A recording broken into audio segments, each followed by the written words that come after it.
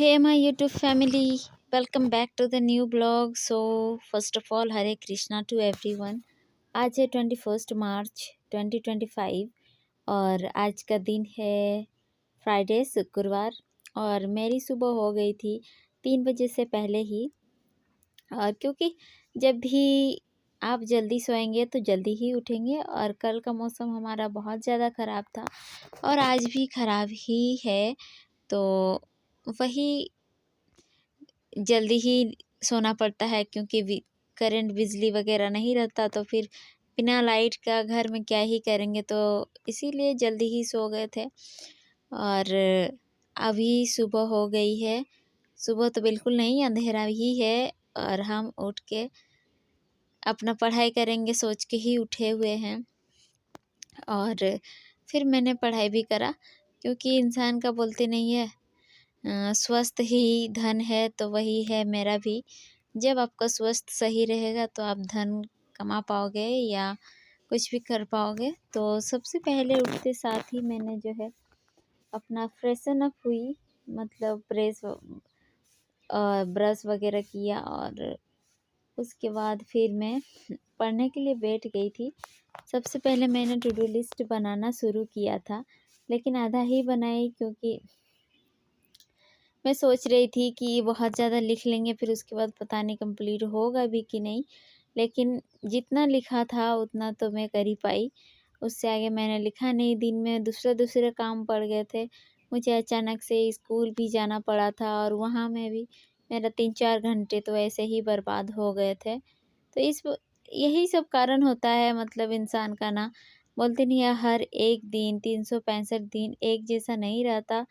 कभी क्या हो जाए कुछ, मतलब ये नहीं रहता है। लेकिन फिर भी अभी मैं कोशिश कर रही हूँ कि इधर उधर ज़्यादा टाइम को बर्बाद ना करूँ।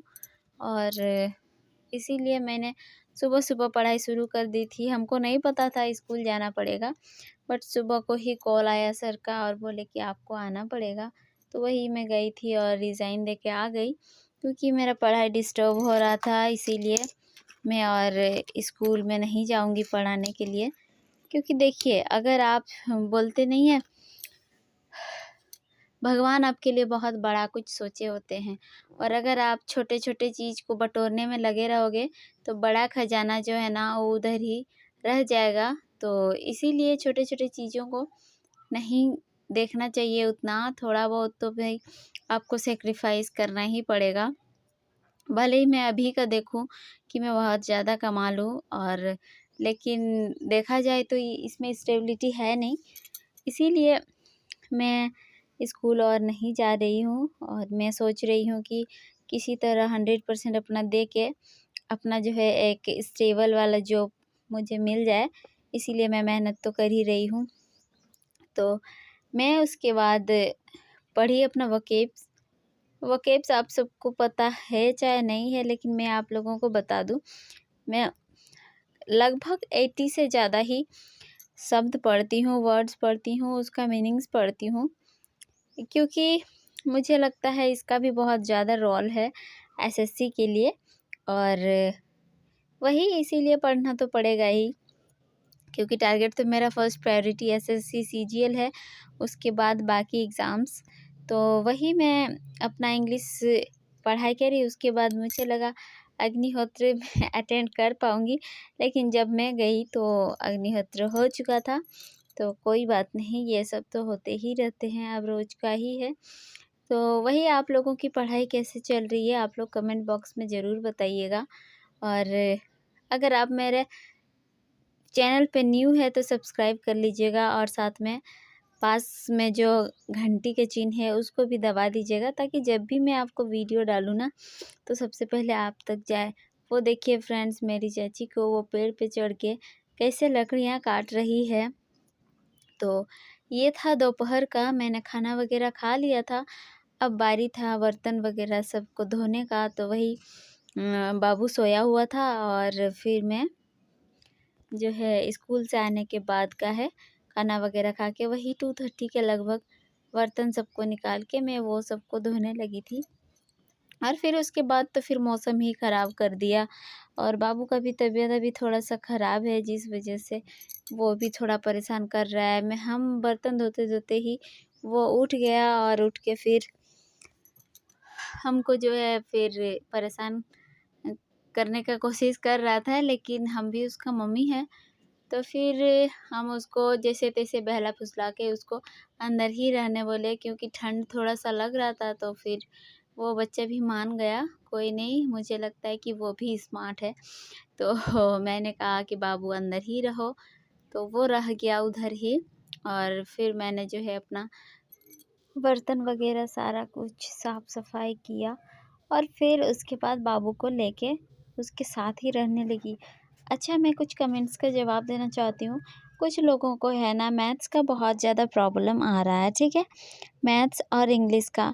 तो मैथ्स के लिए मैं तो बोलूँगी कि अगर आप लोग का शहर में, आप जहाँ से भी हमको देख रहे हैं, अगर आपका वहाँ मैथ्स के लिए ऑफ़लाइन कोचिंग अवेलेबल है ना, तो आप लोग को जॉइन कर लेना चाहिए। क्योंकि मेरे एक्सपीरियंस के हिसाब से ही मैं बता रही हूँ, क्योंकि जब भी हम ऑफ़लाइन कोचिंग जॉइन करते हैं ना, वहाँ पर बहुत सारे बच्चे होते हैं और उन लोगों के साथ भी हमें कंपटीशन होता है हम लोग का।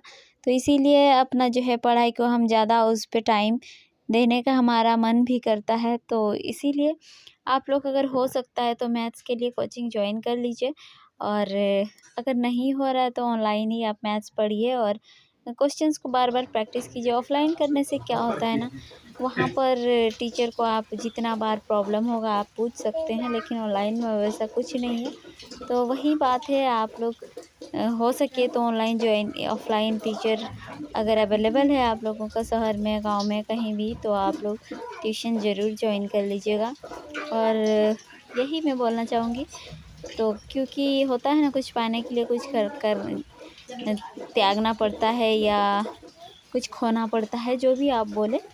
तो वैसे ही है, मैं भी कुछ भी मतलब अपना जो है मनपसंद पोस्ट पाने के लिए कुछ त्यागना भी पड़ेगा, मेहनत करना भी पड़ेगा। और वही बात है, करेंगे तो ही कुछ हो पाएगा। तो देखिए, फिर हमने किया अग्निहोत्र।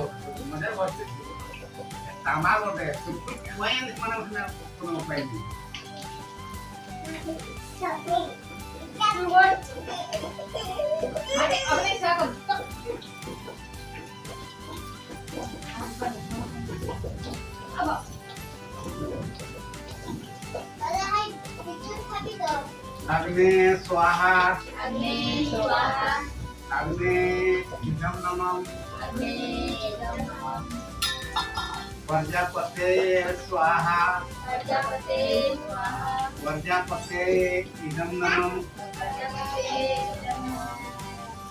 तो फ्रेंड्स, आज के लिए बस इतना ही है। मिलते हैं आपसे नेक्स्ट ब्लॉग में। तब तक के लिए बाय बाय। अपना ख्याल रखिएगा और पढ़ाई करना बिल्कुल मत छोड़िएगा, क्योंकि पढ़ाई करने से ही हमारा कुछ उद्धार हो सकता है, हमारा ज्ञान बढ़ेगा। अगर हमने कोई सपना देखा है तो वो सपना भी पूरा होगा। इसीलिए पढ़ाई को किसी भी हालत में नहीं छोड़ना है। अगर आपको लगता है कि पढ़ाई के अलावा आपकी ज़िंदगी में कुछ इम्पोर्टेंट है, तभी आप पढ़ाई छोड़िए, अन्यथा नहीं छोड़िए। Bye bye.